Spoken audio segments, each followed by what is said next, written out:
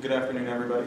Thank you all for coming to our Internet of Things panel, talking about the clash between privacy and convenience. We've got a great set of speakers here.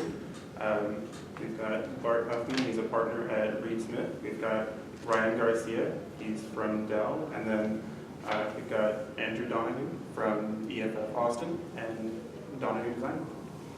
I'll go ahead and let everybody give a brief background about their experiences and talk a little bit before we launch into the substantive discussion.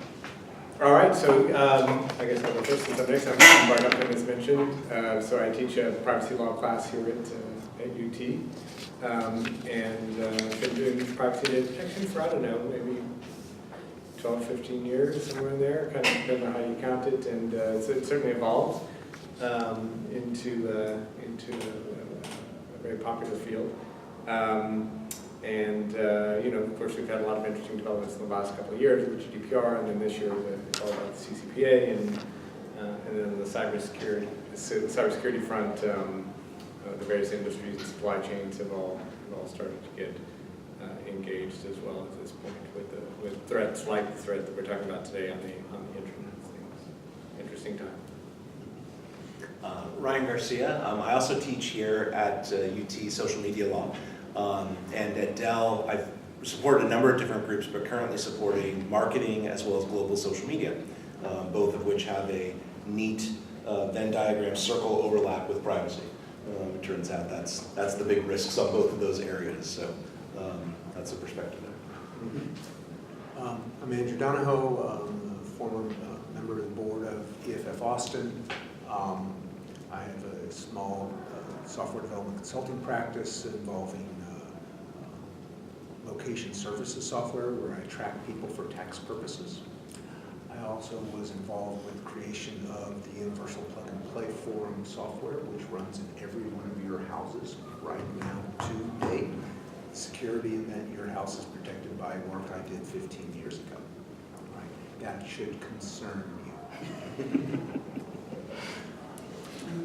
All right, so let's just kind of set the stage here. When we're talking about the Internet of Things, usually we think about smart homes, Amazon Echoes, things like that, but it's quite a bit broader. If you were to characterize the Internet of Things and how much more quickly or how expansive the development will be in 5 to 10 years, how can you see it being used outside of just the conventional means? Whether it's in manufacturing, we have, go ahead. So the Internet of Things is actually quite old. All right, so, devices that have been used in industrial control have been happening for years. 15 years ago, we as a country executed an attack against a gas pipeline that resulted in a multi-kiloton explosion in Russia. Right? People died because of Internet of Things and weaknesses in privacy and security. So this stuff is old, it's been there, it's been in the systems for a long time. It's now being surfaced because all of a sudden everyone has a microphone in their house and they're talking to it, and all of a sudden they're finding out there are things that are happening. You're being corporately surveilled and it's freaking you out, okay, as it should freak you out. Okay. This is an old problem, and the privacy questions we've been selling your privacy for a long time.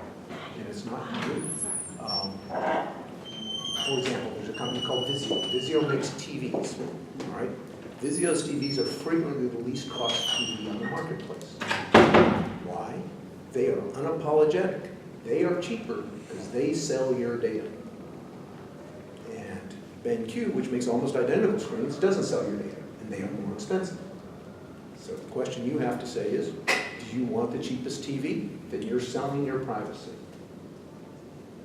So this is a trade-off you're making every day, and it's very real. It's something that a company like Dell doesn't do because the business model of Dell is very different.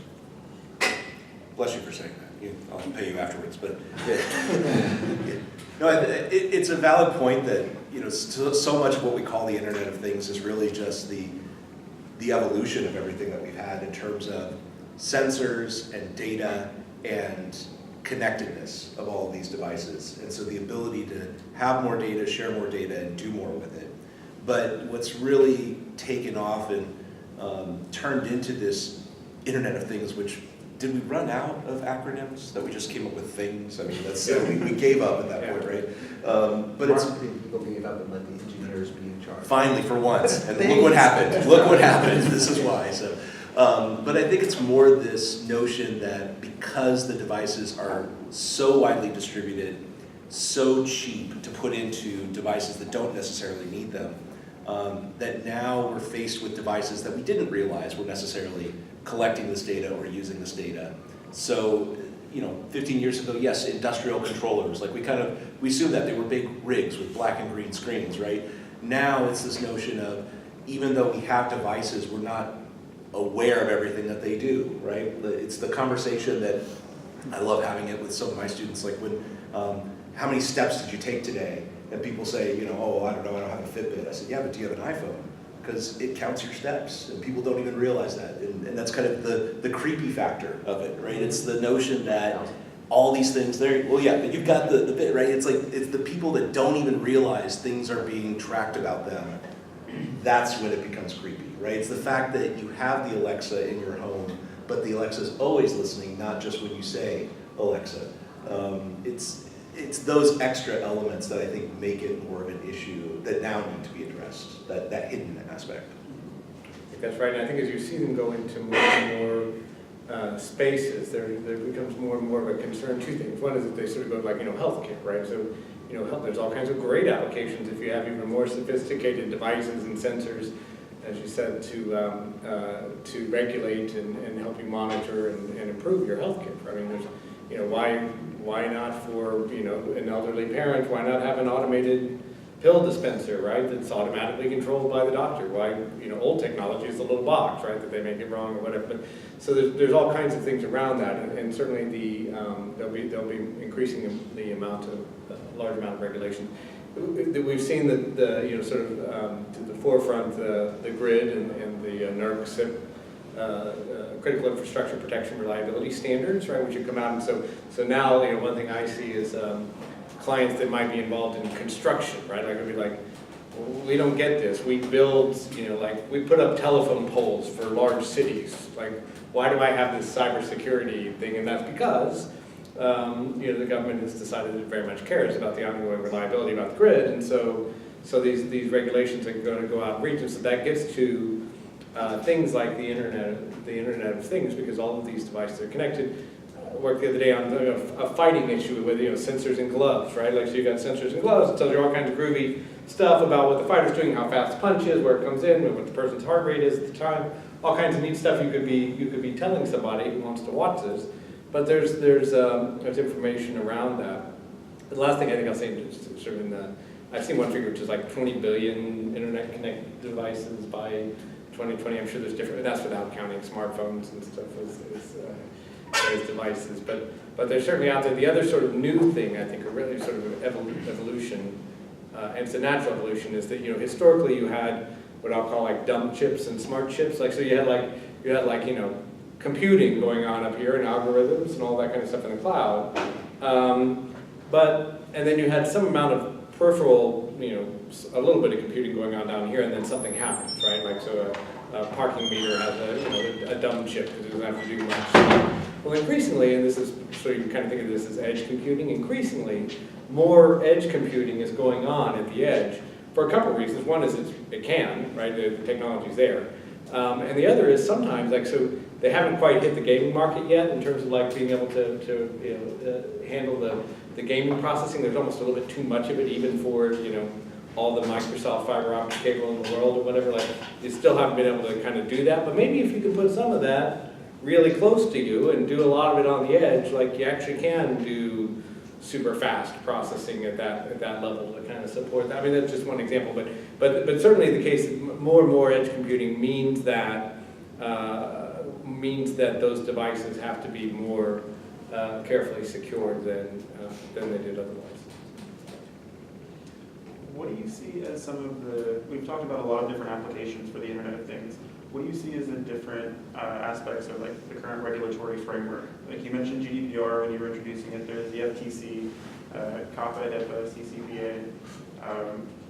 So do you think those are adequate, or what other incentives should we try or should be done to affect privacy and security? I can tell you, as a business guy, I'm going to try to get you to agree to terms of service that release me from all of that, that you give away all your rights, is what I'm going to try to do, and my staff is always going to want to do, to slip those bonds. And so terms of service are going to become extremely important to my business success. And so when you start to talk about those big policies, if those policies don't have in place things that preclude my slipping those bonds, then I will slip them. It's tricky because for so many years through the rise of the internet and then social media, we never had a significant discussion about privacy in this country.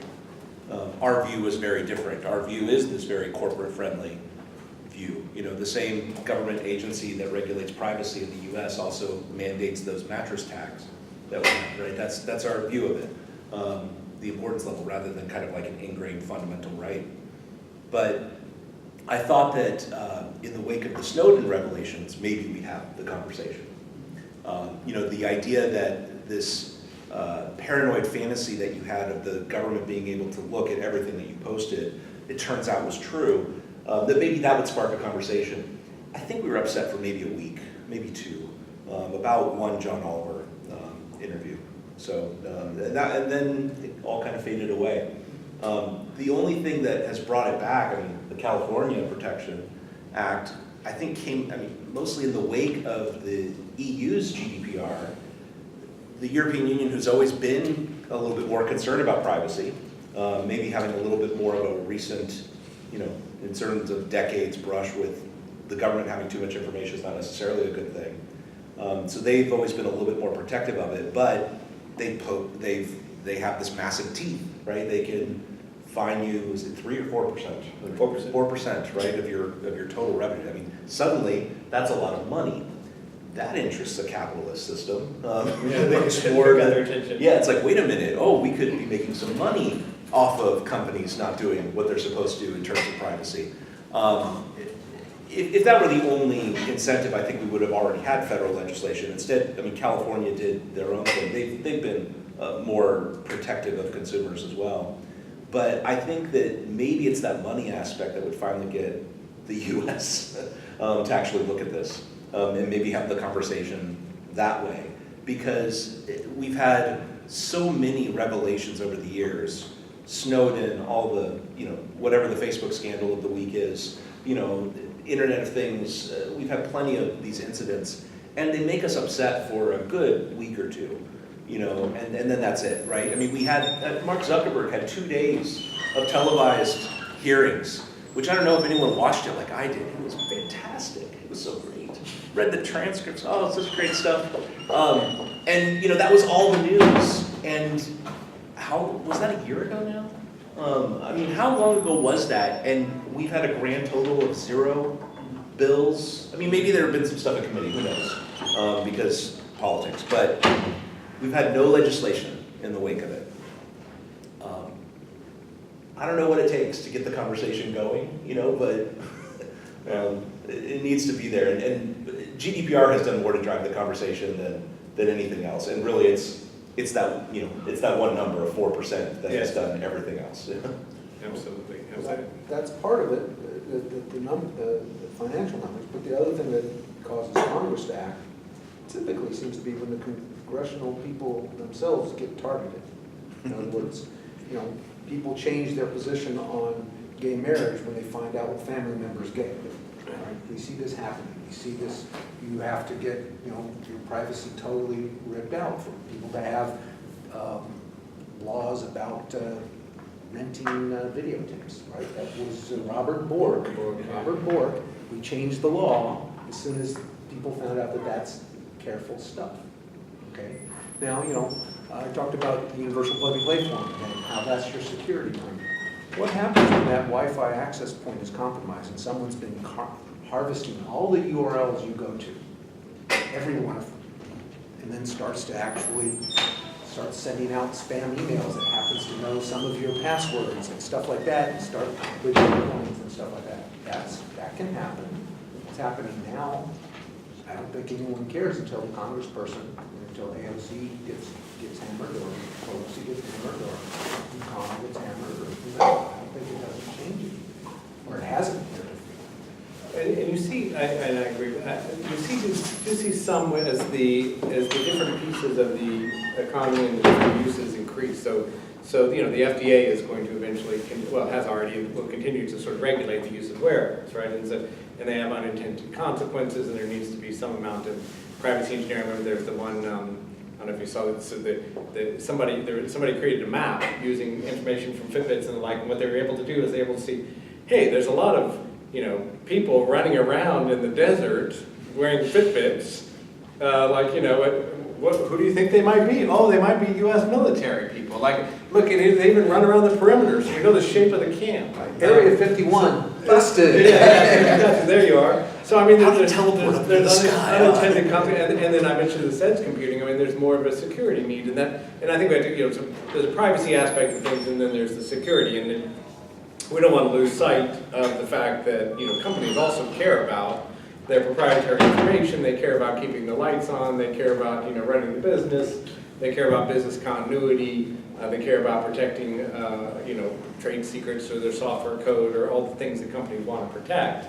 And, historically, IoT devices have been particularly vulnerable. And part of it was mandated. So there was an alliance between ARM was kind of has historically been kind of one of the manufacturers of the chips for more simple devices. And you take like a company like Intel, which everybody knows Intel. And so one of the things that was kind of an interesting development I saw was that they had gotten together. I think ARM was taking the charge actually, but sort of to put together a SaaS solution that would help you manage these devices, because that's one of the problems is that you get these networks and you put them in place, and then somebody says like, I see you've got cameras all around the place, like, who controls those, and have the passwords been defaulted? Are they regularly updated? Do we apply patches? Is somebody taking, are we using the correct operating system to run them? So there's, the management of the devices themselves becomes increasingly important the more those devices can do and the more sort of critical the implementation. So I think there will be plenty more. The FTC has already sort of done. It's got the Unfair and Deceptive Trade Practices, the FTC, good old FTC Act. They've already come out after things like a router that didn't have that came with a stupid default that was like password or whatever that was easily changeable, and those kind of things. California's passed a law that basically says you have to have reasonable security, and it's not for California. You can expect more. You expect them to screw it up more, but it's sort of like reasonable security means whatever it means. But at a minimum, if you kind of like put in some sort of a password that has to immediately be changed, and then you, I think you have to use multi-factor for like the first installation or something like that. But like there are two things. And basically, what it means is if you do two things, you're okay. But it was a start anyway. So we've seen some legislation out there. And there will be increasingly, you've got the IIoT, these industrial control systems. You're mentioning the industrial Internet of Things, and we've got, I mentioned the healthcare Internet of Things, in addition to all of these devices. But it's going to be sort of an evolving, continuously developing area. And it's interesting because you talk about frameworks, but this is a great notion of it. How do we keep the anger / attention focused long enough to actually get these things implemented? Because it's just so difficult when these episodes happen and people are very upset, for a day or two. Yeah. Equifax, right? Everybody played it. Everybody. Target is a great example through two stories. Like one of them is, there was a story many years ago of Target who sent a mailer to a man's house saying, congratulations on your, that you're expecting a baby. Here's some coupons for diapers and formula and all this stuff. And the guy's like, what are you talking about? Like, no one's pregnant. His 16-year-old daughter was. Target knew this because they had the information, and like there were certain patterns where when families who didn't previously buy skin lotion. And like there were like 3 triggers. Or like in your first trimester, your skin gets dry. So if you buy lotion and there was like some kind of supplement or something else, so it triggered those and they just sent that notice. They knew that she was pregnant. They didn't know who exactly, they just knew someone there was pregnant. Okay, that made the rounds. People were upset for a good hour or two because that was just not a big one, right? But then a few years later, Target's credit card readers were hacked. And hackers got all of our credit cards, and people were very, very upset until we got 20% off at Target for one day. And then we all lined up to go get it, like the pictures of the lines inside the Target. And yeah, free credit monitoring, as much as that helped, yeah, thanks a lot. But, right, those are things that should be alarming, should be concerning, especially if you connect those two. Okay, so the Russian hackers probably have access not only to credit cards, but maybe the Target database. They now know who's pregnant in your household, right? Is that enough? No, I don't know what's enough. They got our credit cards, they found out we're pregnant, and we still, there's nothing new about that. But it's important to realize that what caused when the credit card numbers were stolen, the number, it got to be so large that it no longer became an acceptable cost of doing business. And we now have chip cards everywhere, or people trying to use these kinds of systems because the fraud level got too high. And it gets back to the pain question. Until there's corporate pain or legal pain or something not related to individuals, I think our society profoundly ignores the rights of individuals to information. There's this very odd idea that somehow that your data you should be compensated for your data like it's oil in Alaska. In other words, that your data has some value. And you'll find out that it actually, the average value of each Facebook person to Facebook was about $25 per year. Okay? So how much is Facebook going to give you for your data? I think you'd be lucky if you got 10%. So you got $2.50. That won't even get you Starbucks, right? Okay, so it's like the idea that somehow we're going to get compensation for our data from these mega corporations is just not going to happen. Well, those teenagers got $20 a month from Facebook for that VPN. So 'cause I read that story and thought, wait, we could sign up for that for $20 a month? That's yeah, they're getting all that data right now for free. I want my 20. That's Yeah, and it'll be interesting to see one other thing on the Internet of Things from a regulatory standpoint. Regulators typically also rely to a certain extent on private enforcement, and going back to something you guys had said earlier about which one was talking about the cars and stuff too, in terms of we don't know exactly what the product safety implications are of some of this stuff. And so whether you can sort of ignore the fact that your IoT has product limitations or implications is something to be seen. Of course, there's already been sort of at least one of the driverless vehicle deaths, and sort of what is the cost? Is it going to be appropriate to do a cost-benefit analysis behind that? There's one, I think he's a privacy scholar, not so much of a security scholar. His name is Woody Herzog, and he teaches. And he wrote a book called Privacy Blueprint, and a lot of it's about sort of where regulation should go, and the idea that this whole notice of choice thing is dead. To a certain extent, the law should be built around, surveillance law, which is a big, one of the big things, sort of like how people should be allowed to surveil, and the government should be allowed to surveil other things. Consumer laws, like we see with the FTC, and then products liability or tort kind of concepts. The idea being that, to some extent, you get the wrapper around the Tylenol bottle, right? You get the banner that says like, this could potentially be dangerous, right? So you almost have to think about that stuff in connection with IoT because you don't have that direct relationship with the provider or who's got the data or who's going to get the data.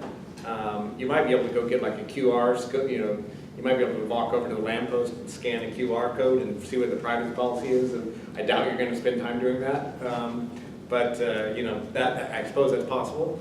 So what is going to be the mechanism for alerting consumers to potential harms associated with, or even for that matter, not even harms, practices I think no one has any interest.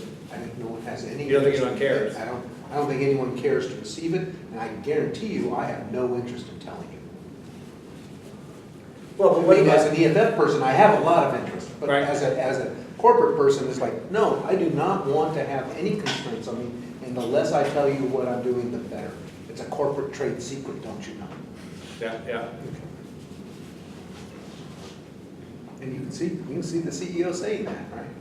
Yeah, well, yeah, not publicly, but then. I mean, the other thing, I make one other point too, in terms of like, the other sort of potential point of exposure, so obviously you mentioned CEOs, obviously directors and officers care. And one of the things, we would tell an executive or a director is, look, you are free to do a bad job. Like, you can do a bad job all day long from like a liability risk perspective or whatever. They elected you, they put you on the board, you can suck, right? Like, that's okay, that's their fault.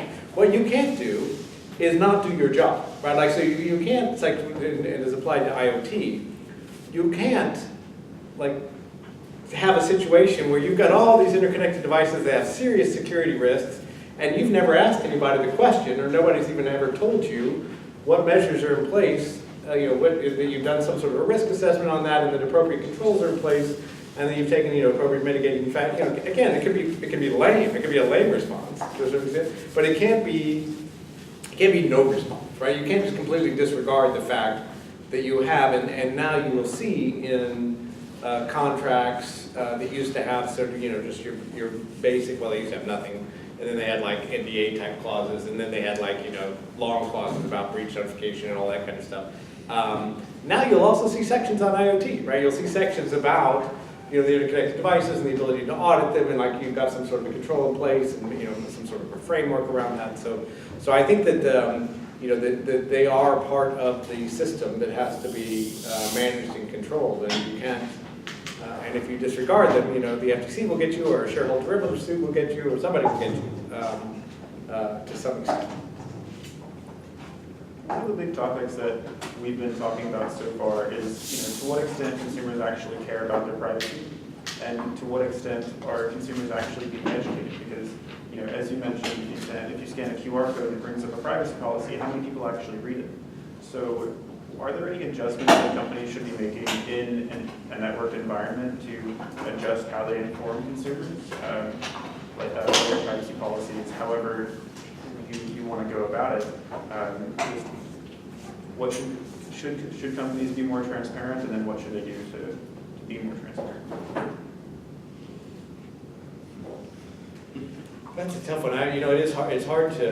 It's hard to notify, because you've got the observer. What we call an analog is the advertising ecosystem online, which you probably run into a fair amount. Where you've got like people pulling data that aren't directly involved in your interaction. You don't realize that there's somebody placing cookies. I mean, you do if you read a cookie policy or run a Ghostery or whatever. You run something to see. But that's an observer, right, collecting data. Same thing with the IoT. I mean, to a certain extent, that's an observer collecting data. And there's no bargain, there's no terms of use, there's no, so that it's really a place where you have to say, is there going to be regulation? Does there need to be regulation to help with that? What happens when the company who made the product dies? Yeah, where does that data go? Full life cycle The data. data's there, it can be tickled, it can be pulled out, there's lots of things that happen as a result. Now, I've got lots of technology in my house, okay? My water heater is still a water heater, has a little Chinese Arduino thing, and is it really just looking at my water heater, or is it probing everything and watching my network also? Yeah, I come from somewhat paranoid world, okay? But is the vendor even around 3 years later? All right, because the thing's still working, and it was a $5 chip and some software, but we'll never find the people who wrote it. I doubt the vendor I bought it from could even find the people they bought it from. Yeah, that's interesting. I don't see that very much. And there's so many opportunities for this data to be collected and for there to be different terms around it that the overload means the exact effort to inform consumers leads us to having less information, right? Because last year, when we all started getting all of those emails about the privacy policy changing, And when we started seeing those cookie consent buttons, the response ended up being, maybe you read the first email, and maybe you read the second email, but I guarantee that everyone here by the third email was just deleting, right? You're just like, oh, enough of this, right? And you're just clicking OK. Like the cookie consent was exactly to inform you on what is being tracked on this website. The result, though, is every website that you go to has this button, and you're just like, enough already. I didn't come here to find out what was being recorded. I came here to look for cheap lawn chairs, you know, and so you just click OK and you go on. So how do we better inform people? I wish there was a good answer to it, right? I mean, the net result has been actually when platforms, you know, which is our best example of kind of Internet of Things for right now, when they have tried to make their terms more understandable, they usually face backlash. I mean, Instagram was the big one that faced their own apocalypse last year, or several years ago, right? When they made their terms more readable. I mean, they didn't really change much. They just tried to make it easily understood, but what it really made was people misunderstanding it, and all these celebrities claiming that they were going to, you know, delete their accounts. So the net result was they went back to the old language, which gave them the same rights. It was just harder to understand. As soon as you make it understandable, or somewhat understandable, people then misinterpret, and then I don't know what you've done. This is the EULA problem, right? I mean, how many people have, say, read the iTunes end-user license agreement? It's on every one of your phones, all right? Yeah. All right, so this is the only place that I would ever see anyone ever raise that hand. That's it. My own personal attorney, when I told him, I asked him if he'd read it, I said, have you seen that thing? It's 47 pages long, okay? My first year of teaching here, that was the first week's assignment, was to read the iTunes Terms of Service. I got so many comments at the end of the year, I've never done it since, right? I was like, this was your contract, like you have all agreed to this, I'm just making you read it for the first time.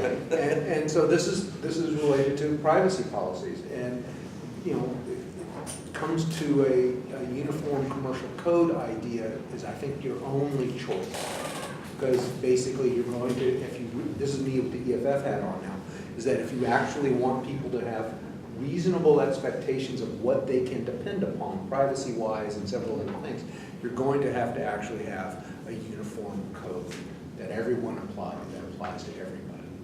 If not, then it's a Wild West, and there'll be people like me who will, putting on my business hat, want as few regulations on my actions as possible. The balancing act is what's so tricky. I agree with that approach, that I think that leaving it to the hands of all the individual collectors and processors of data just leads to too much information that no one's going to be able to read it all and understand it all. I do think that there should be some kind of uniform rights, but the balancing act of that is so tricky, because like I said when I was talking about Mark Zuckerberg testifying, I watched it and loved it. And one of the best parts was, I feel for you. no, listen, this is how geeky I am, man. This was my Super Bowl. I was like, this is the best. And You poor bastard. hey, I found what I love, though, right? That's, so it's not Live the work. dream, dude. Live the dream. Okay.